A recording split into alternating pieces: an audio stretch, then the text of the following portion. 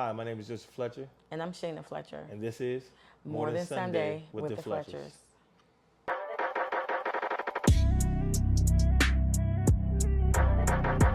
guess I oughta do something. I guess I oughta do something. This is one of our favorite segments. This is our Impact Rewind, when we go back and show you one of the highlights of our service. And we had to take it back to last Sunday. When, this past Sunday, we had the opportunity to honor some great people that has been a part of Impact Church since it was Booker Street, right? Booker Street. Yeah. For 30, they was actually our pastors now, youth pastors. Then they basically watched them grow up. Yes. Right. So yeah. So they were right hand men to our pastor's grandfather. They helped in the ministry in so many ways, and they are still part of the church, and they are amazing for our youth department. They do great things. They are amazing. There's no other way to put it. They're just amazing people, and we took the time to honor them. Just check this clip out, man, and just we're gonna show you how love is supposed to be shown to people that do right and honor God in their service. Speaking of the word thank you, this is very appropriate for the time. Come on up here. Come on, let's give it up for them. Can we stand and honor them? Hallelujah. We bless the name of the Lord come on up here, for Pastor Sabrina and Pastor Ivan and their faithfulness, not only to God, but to this ministry. From Booker Street all the way to Impact. They have been faithful. Busy. Have a lot of things going on. And I didn't prepare a speech because I didn't want to write down. I just wanted it to flow from the heart. Many of you witnessed what happened this week at Impact Church through Vacation Bible School. Those of you that witnessed it, wasn't it amazing? Didn't they do a phenomenal job? And I know some of y'all helped them, but it's not your moment. It's their moment, okay? We'll talk about y'all later. They are our youth pastors, and they have been sticking beside us since I was a little baby. And they are still here with us. And I know that Booker Street has probably acknowledged y'all. I know we have acknowledged y'all. I don't know or remember if we've ever done any services or any special things for you. I know that we tell you that we appreciate you, and we do. And I'm sure we've done something, because I know at Booker Street we didn't always let everybody know what we was doing, because you know we wanted to honor everybody. But sometimes you have to show people who they are to you in front of everybody and how much they mean to you. And we have, through Booker Street and Impact, been together for a long time. And you guys, even though you're needed in so many areas of life, and your ministry and your intelligence takes you all over, and people are grabbing for your attention, I thank God that you have always found time for Booker Street, and you've always found time for Impact. Even at times where we were like, where they at? And they was like, well, we talked to this person, and then that you never just left us, even though you were sometimes gone. Let's just be honest, because when you are important, everybody wants you. So I thank God for people that people know that they can call and that they can count on. So I don't have a speech, but a lot of times we wait until people are stretched out and they can't hear what we say. They can't see what's going on. They can't see all the people that showed up for them. And we're going to do something more special than this one day, but today we just had to tell you guys thank you. Not only for Vacation Bible School, but just for everything. Your labor of love, how you not only show up in church, but you show up for our kids outside of church. You advocate for our children outside of church. In spite of everything that is going on, you guys have been consistent. And that's the one word that I can think of, consistent. Faithful and consistent. So we just wanted to give you your flowers while you could smell them. So we came up with the idea that since you're alive and well, and you can see us, and we can see you, that if you have ever been impacted by Sister Sabrina and Brother Ivan's ministry, can you come and give them their flowers now?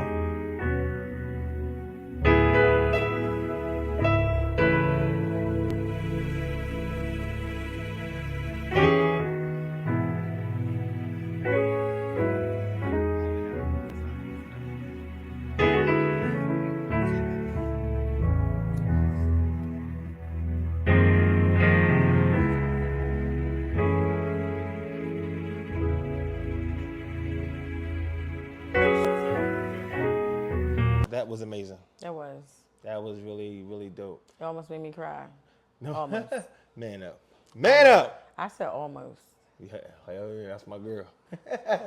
But nah, it was dope though. And like I've only been a part of the ministry going on 3 years, and my wife is 2 years, right? 2. You know, Yeah, it's been about the same. time flies when you're having fun. That part. That part. But we've grown closer to the Neils since we've begun traveling with our pastors. And it has really been a blessing getting to know them. Like they're really, really genuine people. They really care about our youth. They care about our pastors. When I say all they want to do is what's next, they want to talk about what's at the pastor's fine. They got to make sure he's good. They got to make sure the church is fine. Like they pour so much into the ministry that it was very important for this moment because our pastor said to us on the side, he said, you know, it's crazy. I don't know if we ever did. He said, I think we have. And he said it in the video, I believe, too. He said, I think we have, but he said, but that was Booker Street. This is Impact. So now let's do it again. And I think that was very important because, you know, in today's church, you know, it's not all churches at all. It's not all churches. But a lot of our churches that are overran by younger pastors and younger crowds and everything, we seem to forget about our elders. And I think that's like that's a taboo for me. Like me, I love the elders. As our pastor says all the time, we are standing on the rooftop. Their roof is our foundation. We are standing on them. You know, without them, there is no us. Without his grandparents, there was no Impact. And no Booker Street. And no Booker Street. So it started years ago. You know what I'm saying? So like, and we need to like keep our elders lifted up. We need to keep them, but they're very important because, you know, the age is what we need. Is wisdom. I think Sister Sabrina would have a problem with you saying elders because she don't think she's really elders. She's not. So She don't like to be called an elder. She's seasoned. But she's an elder. She is not. She is. She's a mother. Don't the do Bible told us to call them mothers. We didn't ask to go to nobody's Bible. That's we had to go to the Bible. We didn't ask to go to nobody's scripture. What you want me to call her then? Seasoned. She's a seasoned saint. Her and Pastor her husband, they're seasoned saints, and we have great. Listen, that's another thing I love about our church. We have wise elders and seasoned saints.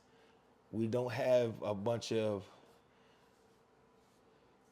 mean, nasty, harmful spirited elders. Like we have genuine people that are like can really guide us and show love to us and show us the ways of right and wrong when it comes to doing ministry. Because like these people, Pop Joe is what, 90?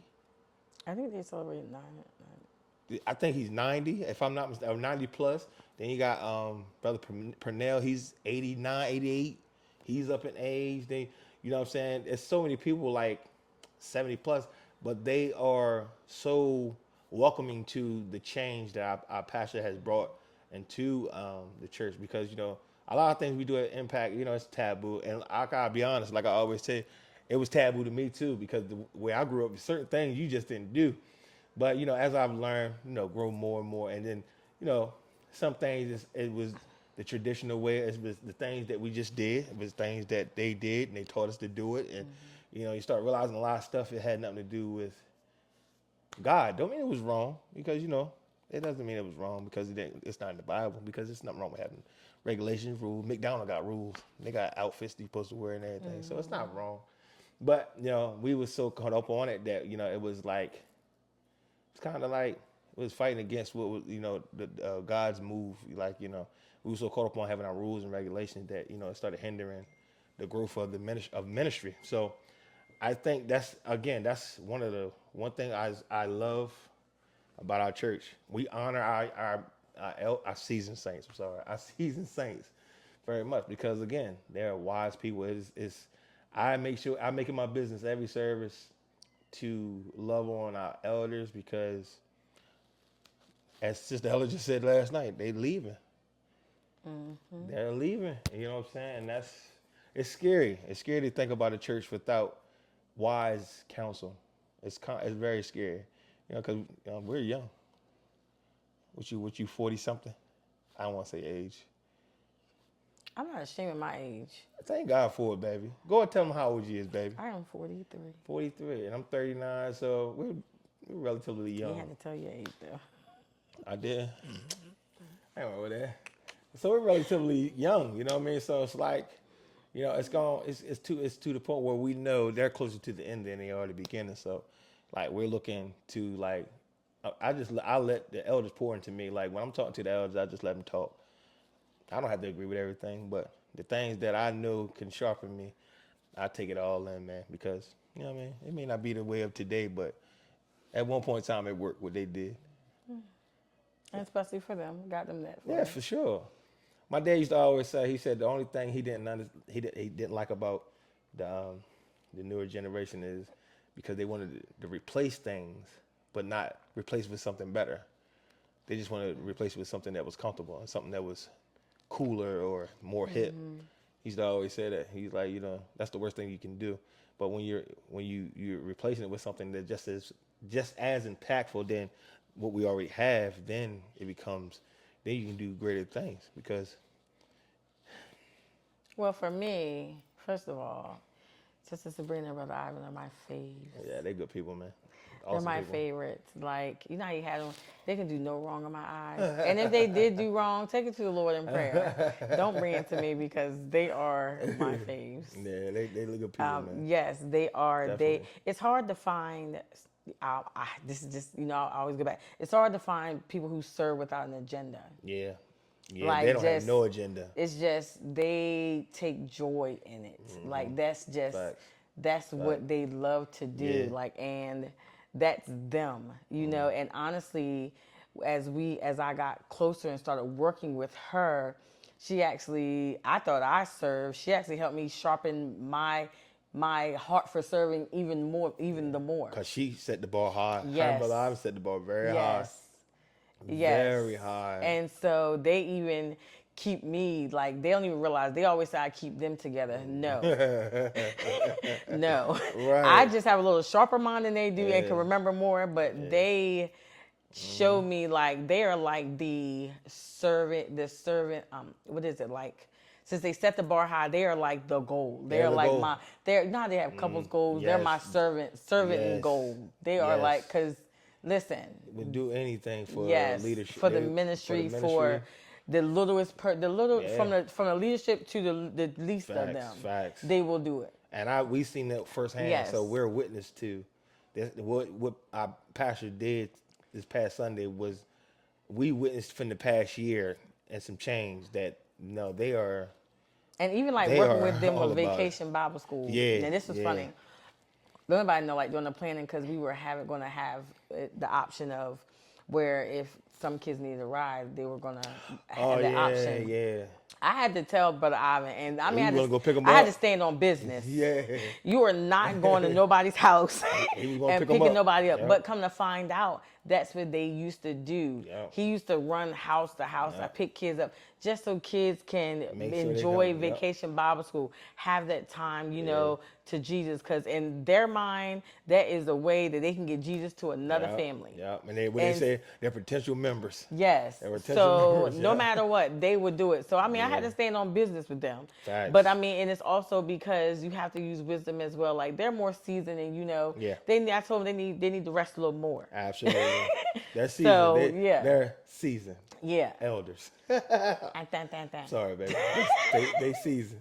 That's so they definitely, man, like Bishop Rick was telling us, he was like, when he was telling us what he wanted to do, he was like, they literally did everything for Booker Street. And like, no lie, just being around them, I can see how they did everything. And it's not because, I don't think it's because like they felt they was the only ones who could do it. I just feel like from what I've witnessed from them, I just felt like they was like, it needed to be done. And they just did it. Yep. No questions asked. No questions asked.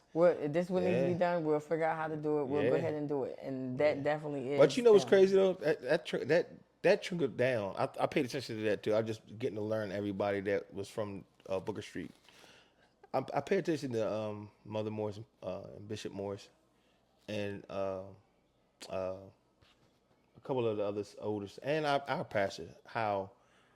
Because remember I told you when I came to first came to Impact, I didn't even know Pastor Rick was the pastor, and literally not because he didn't look like a pastor, not because of no other reason. Because the first time I came, he had a suit on, but it was no other reason because all I remember is seeing this man go from the pulpit to the media spot, going back to the pulpit to sing, going back to the media to make sure the cameras were working, back to the pulpit to exalt, back to the media to make sure.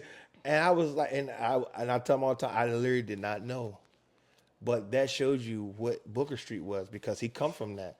He served well, and I see like even now, Bishop Morris and Mother Morris, they literally still serve, and they're not in the driver's seat anymore. But they come to life groups.